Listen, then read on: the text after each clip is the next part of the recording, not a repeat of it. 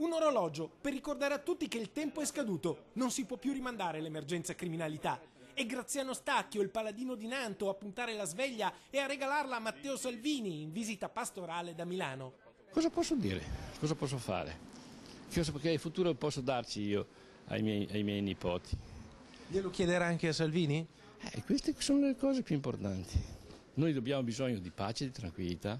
Il cadeau, costruito da Ezio Cadamuro, trevigiano di Paderno del Grappa, è stato donato dal mastro artigiano in 2 copie, una per il benzinaio eroe, l'altra per il segretario federale della Lega, che ogni volta che parla raccoglie ovazioni e applausi da una folla entusiasta di casalinghe, pensionati e ciclisti di passaggio. Poi le foto coi cellulari, i selfie che ormai vanno di moda anche tra gli over 80, perché tutto fa spettacolo. I sensi paiono intorpiditi tra la realtà e il palcoscenico, tra i flash dei fotografi e i colpi di Kalashnikov sparati dai banditi, tra il mercato delle magliette con scritto "Io sto con Stacchio" e le passerelle di politici emotivamente coinvolti. Mi è piaciuto il profilo basso, non si tratta di eroismo, si tratta di quello che qualunque padre di famiglia, qualunque nonno, qualunque genitore avrebbe fatto, e per questo ovviamente non deve passare neanche 5 minuti di grani o di problemi.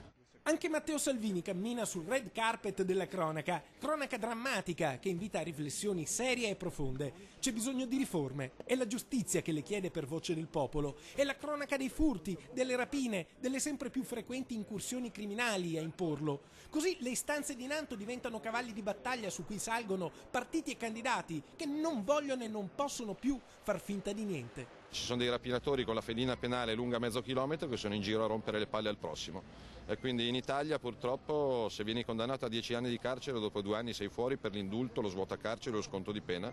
Quando saremo al governo non ci saranno sconti di pena, svuotacarcere o indulti per nessuno. Dal benzinaio eroe all'orefice furioso, Matteo Salvini lascia Graziano Stacchio e trova Roberto Zancan, che gli mostra il video dell'assalto criminale ripreso dalla telecamera di sicurezza della sua gioielleria. Sono immagini crude, il leader della Lega ce le racconta prima di ripartire e nei suoi occhi c'è immensa tristezza.